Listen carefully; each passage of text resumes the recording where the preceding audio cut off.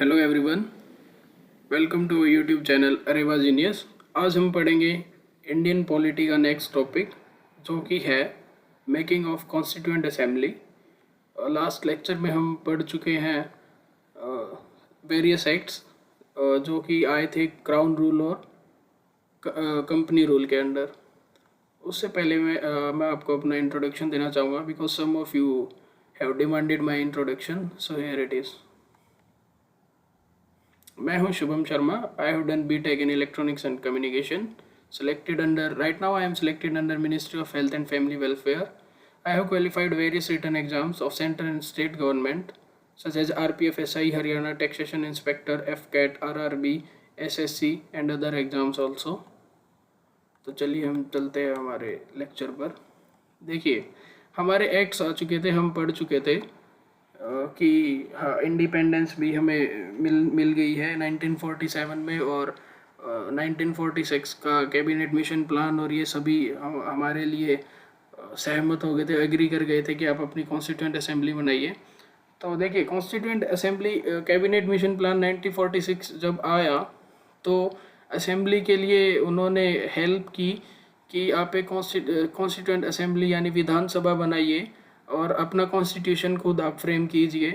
तो constituent assembly के लिए इलेक्शन किए गए थे पहली बार 1946 में। ये डेट आपके लिए इम्पोर्टेंट है। और इलेक्शन किए गए तो Indian national Congress majority of seats वो जीती, तो उसी को ही एक तरह से इंटरिम गवर्नमेंट के लिए बुलाया गया कि आप अपनी इंटरिम गवर्नमेंट बनाइए। और उस टाइम के वायसरॉय जो थे, कैबिनेट मिशन प्लान जब आया 1946 में, Lord Wavell, it is very important fact, आप प्लीज़ इसे ध्यान कर लीजिए, नोट कर लीजिए। तो हमारी कैबिनेट बनी इंटरिम गवर्नमेंट की। तो उसके बाद क्या हुआ कि इंटरिम कैबिनेट के जो मेंबर्स होते हैं गवर्नमेंट के, वो आपसे देखिए पूछे जाते हैं एग्ज़ाम में, और सभी नहीं पूछे जाएंगे, कुछ इंपॉर्टेंट है वो मैंने हाईलाइट कर दिए हैं। आप प्लीज़ इस टेबल से एक बार देख लेना और इन्हें याद कर लेना। स्पेशली आपके लिए रेलवे मिनिस्टर और डिफेंस मिनिस्टर तो मोस्ट इम्पॉर्टेंट, आप इन्हें याद करें ही करें। ये इंटरिम कैबिनेट के हैं दोस्तों, याद रखना। Interim cabinet is the word. ये अंतरिम सरकार जिसे हम कह सकते हैं, ये वो सरकार नहीं है जो कि इंडिपेंडेंट इंडिया की जो हम कह सकते हैं, अभी 1946 ही है। तो आप इसे प्लीज़ याद कर लीजिएगा। मैं इसको एक बार पॉज कर देता हूँ, आप प्लीज़ इन्हें नोट कर लीजिए या स्क्रीनशॉट ले लीजिए।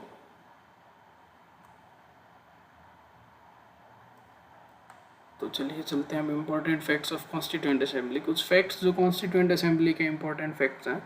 देखिए, ये डेट मोस्ट इम्पॉर्टेंट है, ये काफ़ी इम्पोर्टेंट डेट है कि पहली मीटिंग कॉन्स्टिट्यूएंट असेंबली की, when was the first meeting of constituent assembly held, it was 9 December 1946। Most important पूछी जाएगी। और पहले टेम्परेरी चेयरमैन बनाए गए थे डॉक्टर सच्चिदानंद सिन्हा, ये भी पूछा जाएगा आपसे।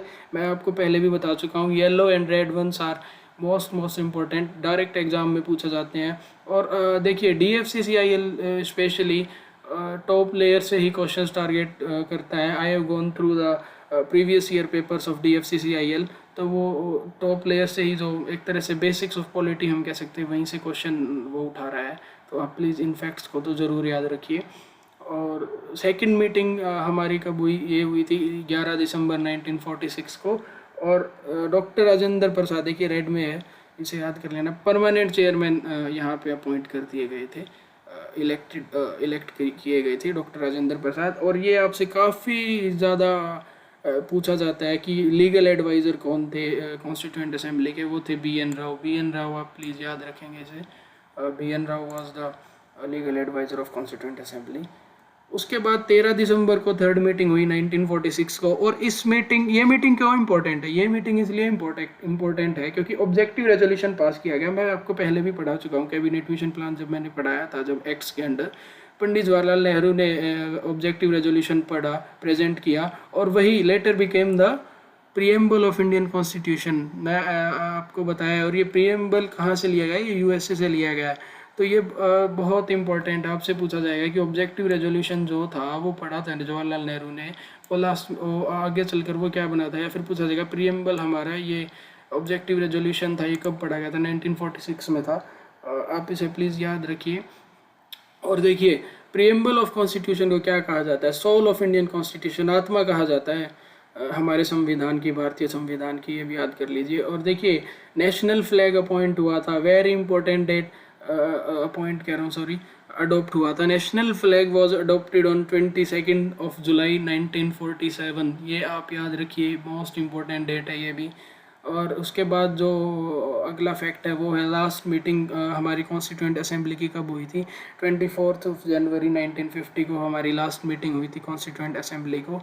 और पहला वो व्यक्ति, सुपर सुपर इम्पोर्टेंट, पहला एक व्यक्ति जिसने एड्रेस किया कॉन्स्टिट्यूंट असेंबली को, वो कौन थे, J B. Kripalani. J B. Kripalani was the first person to address constituent assembly, आप प्लीज़ याद रखिए। और फर्स्ट मीटिंग भी आप अपना इसी कॉन्स्टिट्यूंट असेंबली की प्लीज़ याद रखना, 9 दिसंबर ऑफ 1946 इट वॉज, बता चुका हूँ मैं पहले।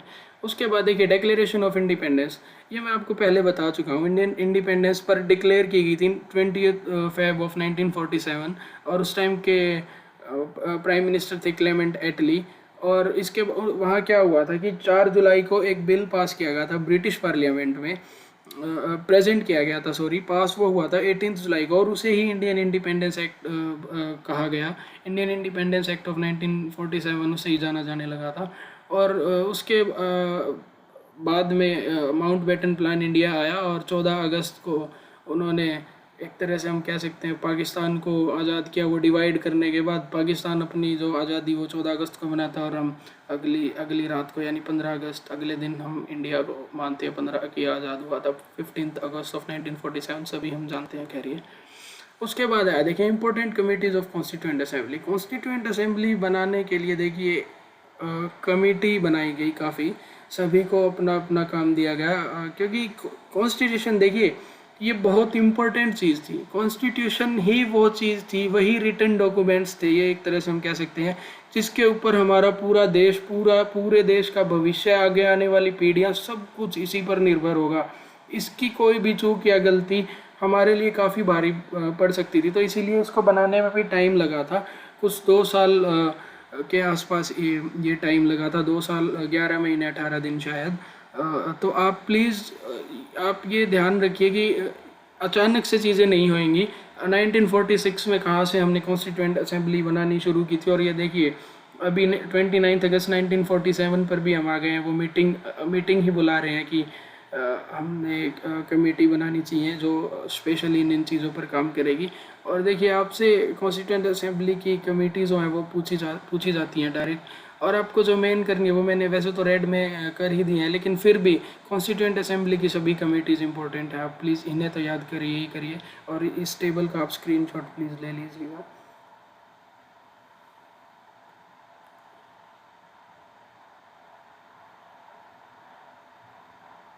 और इसमें से भी, इन कमेटीज़ में से भी जो सबसे ज़्यादा पूछी जाती है वो कौन सी कमेटी है, वो है ड्राफ्टिंग कमेटी। B.R. अम्बेडकर जिसके चेयरमैन थे, ड्राफ्टिंग कमेटी का आपसे पूछा ही जाएगा। और ये बेसिकली रिस्पॉन्सिबल थी कॉन्स्टिट्यूशन को ड्राफ्ट करने के लिए, और ये आपसे पूछा ही जाएगा। सुपर इम्पोर्टेंट, मोस्ट इम्पोर्टेंट है ये। हर किसी एग्ज़ाम में आपको अगर कमेटी से क्वेश्चन आ रहा है तो वो 90% of the time drafting committee ही पूछता है।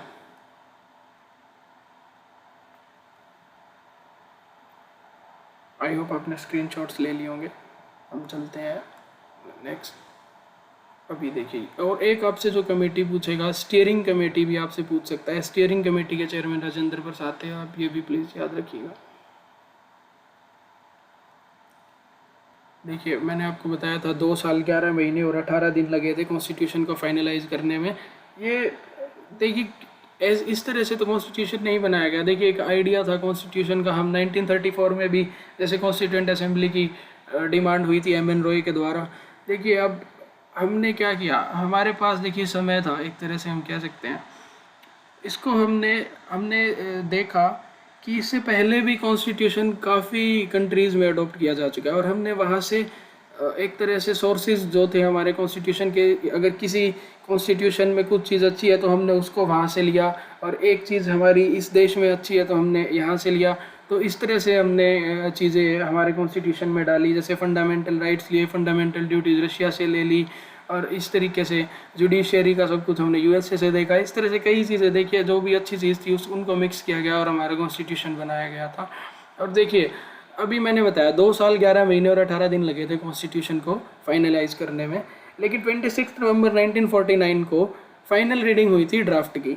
और देखिए ये वही डेट है, ये कौन सी डेट है जब हम कहते हैं कि हमारा कॉन्स्टिट्यूशन अडॉप्ट कर लिया गया, जब हमारा कॉन्स्टिट्यूशन अडॉप्ट कर लिया गया, ये वही डेट है। तो आप देखिए इसीलिए ये 26 नवंबर 1949 हम पढ़ते हैं शुरू में, जो मैंने फर्स्ट लेक्चर में ही आपको बताया था। और उसके बाद हम सभी जानते हैं 26 जनवरी 1950 को ये with effect came into operation. उसके बाद हमारे लिए देखिए सबसे बड़ी चीज़ आती है प्रीएम्बल। मैंने बताया ऑब्जेक्टिव रेजोल्यूशन जो कैबिनेट मिशन प्लान के अंडर जो जवाहरलाल नेहरू ने प्रेजेंट किया था 1946 में, वही आगे चलकर हमारा प्रीएम्बल बना। प्रीएम्बल हिंदी में प्रस्तावना।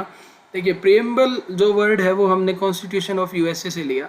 हमने देखा हाँ यूएसए के कॉन्स्टिट्यूशन में वो प्रीएम्बल है, तो हमने भी उसे अपने कॉन्स्टिट्यूशन में लिया। और प्रीएम्बल क्या है? प्रीएम्बल देखिए मूल भावना है, एक तरह से हम कह सकते हैं कॉन्स्टिट्यूशन की। ये बताता है कि हमारा कॉन्स्टिट्यूशन किस चीज़ पर बेस होने वाला है। ये एक तरह से लेआउट हम कह सकते हैं, वो बाहरी रूप से एक तरह वो बता देता है कि हाँ हम इन चीज़ों पर हमारा संविधान बना होगा और ये चीज़ें हमारे लिए इम्पोर्टेंट है। तो देखिए प्रीएम्बल तो हम पूरा यहाँ पर नहीं पढ़ रहे हैं, पर उसके जो इम्पोर्टेंट वर्ड्स हैं मैं आपको वो बताना चाह रहा हूँ, तो वो आप प्लीज़ ध्यान कर लीजिएगा। देखिए India was proclaimed as sovereign socialist secular democratic republic. देखिए इनमें से दो शब्द मैंने जो है वो रेड में किए और एक आगे चलकर भी एक मैंने रेड में किया। वो इसीलिए किया क्योंकि वो बाद में ऐड किए गए थे। तो इंडिया को इस तरह से प्रीएम्बल में डिस्क्राइब किया गया है, सोवरेन संप्रभुता, यानी हम अपना देश किसी भी बाहर के देश के अधीन कुछ भी नहीं रहेगा। हम अपना शासन खुद चलाएंगे, किसी का कोई हमारे अंदरूनी मामलों में या किसी भी मामले में कोई दखल नहीं होगा। सोशलिस्ट होगा, समाजवादी होगा। सेक्युलर हम जानते ही हैं, काफ़ी पॉपुलर वर्ड है, धर्मनिरपेक्ष होता है। डेमोक्रेटिक एंड रिपब्लिक, गणराज्य भी होगा।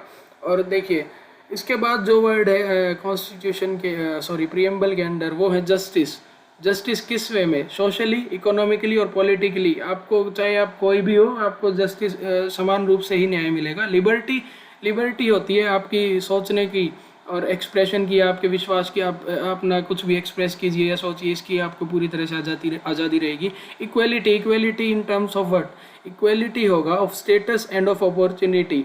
ये हर किसी के लिए समान होगा। ऐसा कुछ नहीं होगा कि आप हिंदू मुस्लिम या कुछ भी है, नहीं, ऐसा नहीं होगा। सभी के लिए, आप किसी पार्टिकुलर रेस से हैं या किसी जाति से, ऐसा कुछ नहीं होगा। ये सभी के लिए ही हमारे लिए इक्वलिटी बनी रहेगी। और देखिए फ्रेटर्निटी का मतलब होता है ब्रदरहुड। अब देखिए मेन जो चीज़ है वो है लिबर्टी, इक्वलिटी, फ्रेटर्निटी। ये आपसे पूछा जाएगा कि हमने कहाँ से लिए। मैंने आपको बताया था ना कि हमें जहाँ से जो भी अच्छी चीज़ें मिली हमने वहाँ से वो अडॉप्ट की थी।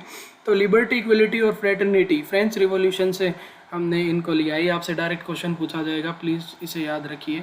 और उसके बाद देखिए मैंने कहा था कि सोशलिस्ट और सेक्युलर मैंने रेड में किए हैं। इनिशियली सोवरेन, डेमोक्रेटिक और रिपब्लिक था। सोशलिस्ट, सेक्युलर और इंटीग्रिटी ये बाद में ऐड किए गए थे।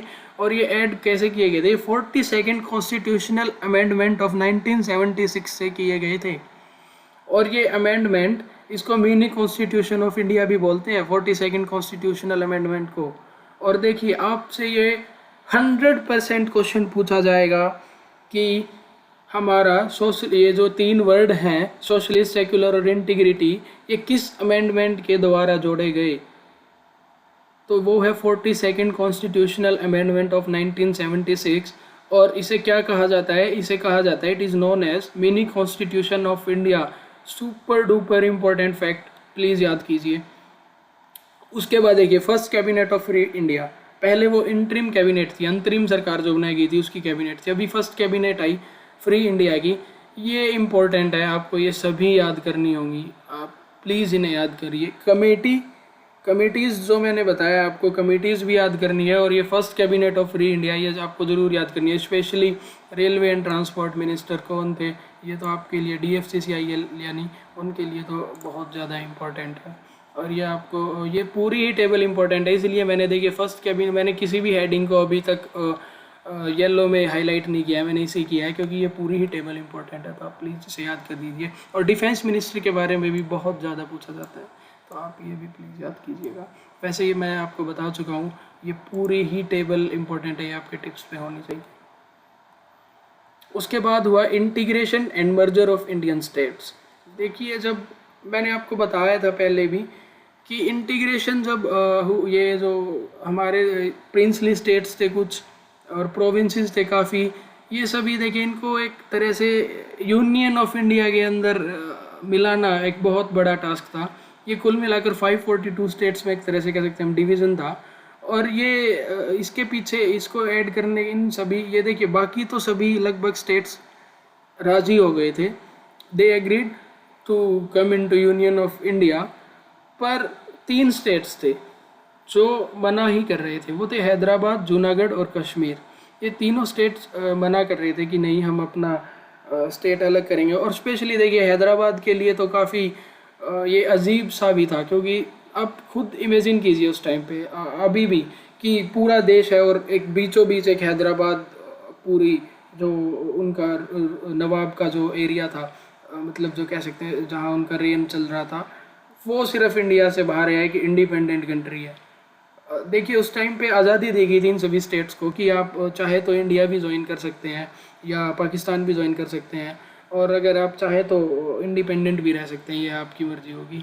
पर देखिए ये काफ़ी अबसर्ड सा होता इस तरह से हैदराबाद इस तरह से देश के बीच में एक इकलौता अलग टेरिटरी हमारे कंट्री के बीच में होती।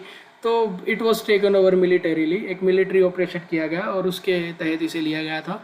और इसी तरह से जूनागढ़ का भी था। जूनागढ़ का मिलिटरीली नहीं किया गया, एक रेफरेंडम प्रोसेस था, यानी जनमत संग्रह टाइप का एक प्रोसेस था, उसके तहत इसको सहमति से इसमें मिलाया गया। और किंग ऑफ कश्मीर, इसके इर्द गिर्द तो आज हमारे देश की कहानी घूम ही रही है।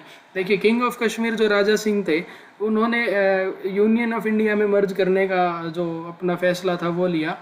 कब लिया वो? जब पाकिस्तान ने अटैक कर दिया था।